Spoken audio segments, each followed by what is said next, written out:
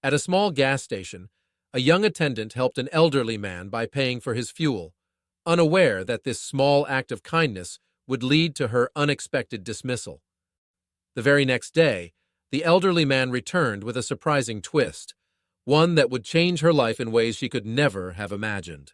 Hello and welcome to Unveiled Narratives.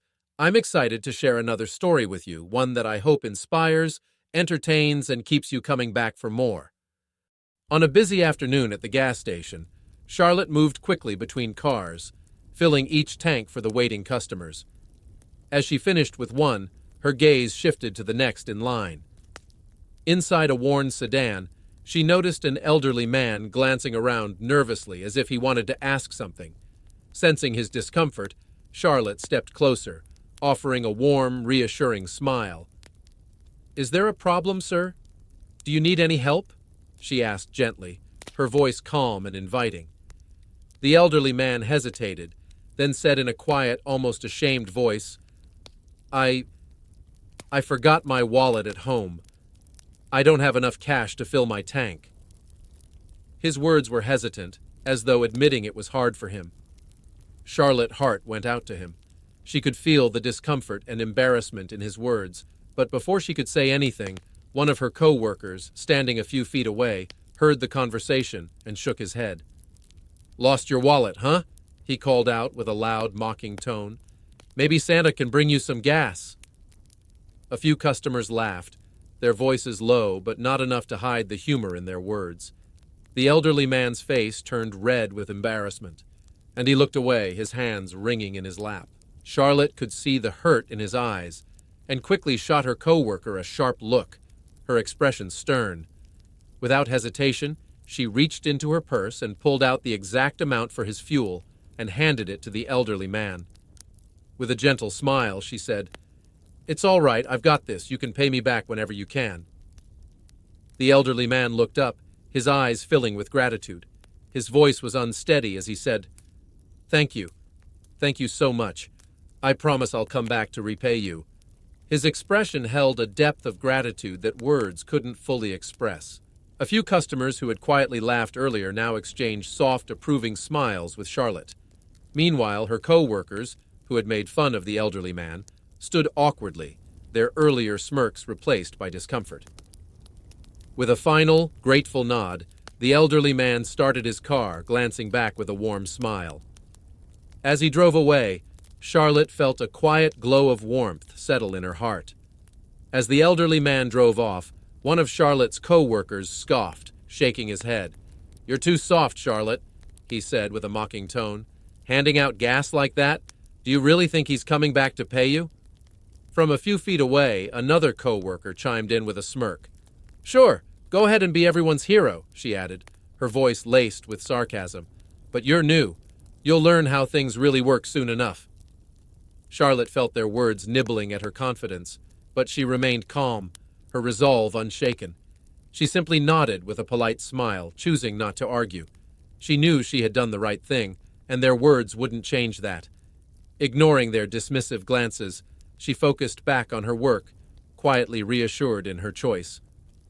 The next day, around the same time as before, Charlotte was busy at the gas station when she spotted the elderly man's familiar sedan pulling up to the pump. Her heart lifted as she recognized him. Nearby, her co-workers who had mocked her the day before exchanged uncertain glances. They straightened up, hints of surprise and discomfort crossing their faces as they watched the elder man step out of his car. With gratitude shining in his eyes, he walked over to Charlotte, holding out a small amount of cash and an envelope. His appreciation was unmistakable as he said, "Miss, I told you I'd come back.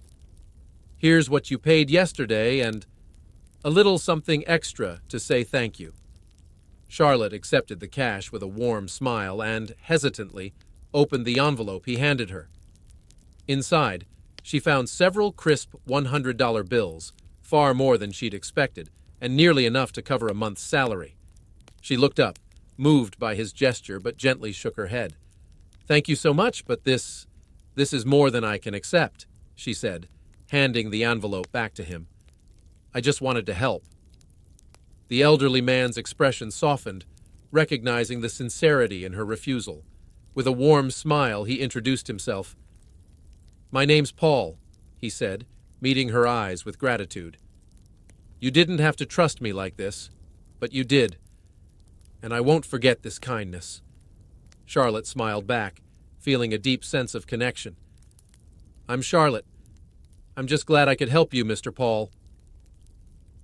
As she handed back the envelope, her co-workers, who had doubted her judgment, now stood silent, their previous smirks replaced with downcast expressions. Some looked away, unable to meet her gaze, embarrassed by their reactions the day before. The elder man gave Charlotte one last thankful nod before he returned to his car and drove away, leaving behind a scene of quiet admiration among those who had witnessed the exchange. Charlotte felt a quiet pride as she turned back to her work, knowing her choice had spoken for itself. When Charlotte's shift ended that evening, she gathered her things, expecting to head home, but her manager called her into his office. As she walked in, she noticed the seriousness in his expression. He motioned for her to sit down. The manager explained that paying for someone else's fuel, no matter how well-intentioned, was a violation of company rules. It opened the door for potential problems. Customers could begin to expect favors, others might start taking advantage, and, worst of all, it could lead to favoritism, which can affect company reputation. "I saw the exchange this afternoon with the elderly man," he began, his voice calm but firm. "I appreciate your kindness, Charlotte. You did a good thing, but—" He paused, choosing his words carefully. "The company policy is clear. We're not allowed to engage in personal transactions with customers." Charlotte's heart sank as she listened, a sense of dread settling in. She had never thought her small act of kindness could cause trouble. "I'm sorry, but I'm going to have to let you go," the manager said, his voice soft but resolute. Charlotte's world seemed to stop for a moment. "I understand," she whispered, trying to hold back the tears that were welling up in her eyes. She stood up slowly, unable to find the words to respond. As she passed through the door, the tears she had fought so hard to keep in finally fell. She wiped her eyes quickly, but the weight of the situation was too much. She had done what she thought was right, but now she was left with nothing but the quiet sadness of knowing that doing good had cost her everything. After losing her job, Charlotte found herself overwhelmed with worry. She had left her home state and the comfort of her family to come here, moving for a chance to earn a degree, a future she could be proud of. Working at the gas station had helped cover her rent and some basic expenses. She immediately started searching for work again. Each morning she pored over job listings, sent out resumes, and followed up on applications. Her thoughts were consumed by the growing worry of how she would cover her college tuition and other expenses. One afternoon, Charlotte heard through a mutual friend about a part-time job opening at a nearby convenience store. Grateful for even the smallest opportunity, she applied right away and soon secured the position as a cashier. But the pay was minimal, just enough to cover her rent and groceries. She was still far from having the funds she needed for tuition, and with each passing day, the possibility of having to leave college weighed more heavily on her. One morning, as Charlotte sat in her small apartment, her mind wandered to how she would manage her upcoming tuition fees. Just then, her phone buzzed with a new email notification. She glanced down, expecting another bill reminder, but instead, the subject line read, "Education Sponsorship." Confused, she opened the email, half wondering if it was some sort of mistake. But as she read through it, her heart skipped a beat. It wasn't a standard scholarship. It was a personalized education grant, covering her tuition fees for the semester and even providing a modest living stipend to ease her financial stress. She read the message again and again, her disbelief turning to relief. Then she noticed a line at the end, "Sponsored by a private donor who wishes to remain anonymous." She sat there, speechless, grateful yet mystified by this unexpected kindness. As she contemplated the unexpected blessing, a knock at the door interrupted her thoughts. She opened it to find Mr. Paul, the elderly man standing there, his familiar smile a comforting sight. He greeted her warmly, though there was a hint of something heavier in his eyes. "Charlotte," he said softly, "I've been thinking about you." I heard what happened at the gas station. I wanted to come by and make sure you're all right." She nodded, a small smile forming on her face. "I'm okay," she replied. "I did what I thought was right. I have no regrets." Mr. Paul's eyes filled with concern. "I feel responsible for what happened. I went back to the station a couple of days after our last meeting, but you weren't there. I asked around and found out you were let go because of what you did for me." He paused, his expression pained. Charlotte's heart sank, but she quickly shook her head. "It wasn't your fault. I helped because I wanted to." But the elder man didn't seem convinced. "Still, I can't help but feel guilty. So I decided to do something for you." He reached into his coat and pulled out an envelope, handing it to her. "This is for you." Charlotte took it, still unsure of what to expect. As she opened it, she saw the letter confirming a scholarship, one large enough to cover her entire college education. This is too much," she whispered, overwhelmed. Mr. Paul gave her a soft smile. "I'm just returning the favor. You shouldn't have to worry about your education." She could hardly believe it, but the gratitude in her chest was overwhelming. Still, she hesitated, unable to fully accept. "I don't know how to thank you." Mr. Paul placed a reassuring hand on her shoulder. "You don't need to thank me. I'm only helping because you deserve it." Before she could speak, Mr. Paul reached into his coat once more. This time he pulled out another letter, this one sealed with the emblem of his business. "I've been working on a new business venture, Charlotte," he said, looking at her with a softness in his eyes, as if he truly understood the weight of her struggles. "I've run many businesses over the years," he began gently, "but this one is different. It's a new venture, and I need someone I can trust to help make it a success, someone with a kind heart like you. I'm offering you a position as my business assistant. You'd be helping with operations and managing important tasks."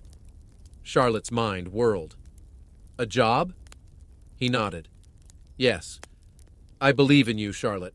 This isn't just about giving you money, but about offering you a chance to build something for yourself."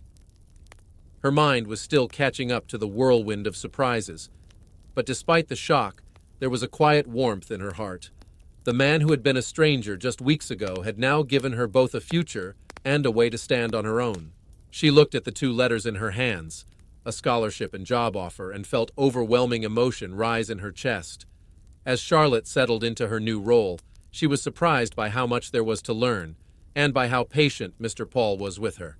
He took time each day to walk her through tasks, guiding her with a warmth that went beyond any typical mentor. It felt like he wanted her to succeed, not just for the business, but for herself. Sometimes, as they worked side by side, he'd share stories from his years in the industry. His words were filled with hard-earned wisdom, and she felt deeply grateful to learn from someone with so much experience. Every story, every lesson, felt like he was passing on a part of himself. Over time, Charlotte's dedication and growth didn't go unnoticed. Mr. Paul, who had watched her learn and thrive with quiet pride, began to trust her with more responsibilities. Little by little, he handed over the reins, confident in her abilities and assured by her integrity. One day, in his unassuming way, he shared his plan to fully step back, leaving her to lead the company. Charlotte was overwhelmed, her heart swelling with gratitude and purpose. She knew that this trust was a gift, a responsibility she would honor. What began as a brief connection had transformed into something much deeper, something that felt like family. Charlotte felt a quiet gratitude that ran deeper than words, a thankfulness not only for the opportunity he'd given her, but for the kindness and trust he'd shown her. In helping him that day, she had unknowingly created a new beginning for herself, a chance to build a life shaped by kindness. And as she continued forward, she knew she would carry that lesson with her, a reminder of how compassion always finds its way back, often in the most beautiful and unexpected forms. I hope this story brought a moment of warmth and enjoyment to your day. If you liked it, please give this video a thumbs up and subscribe to the channel. It really helps keep us motivated to bring you more stories like this. Thank you for watching, and we'll see you in the next one.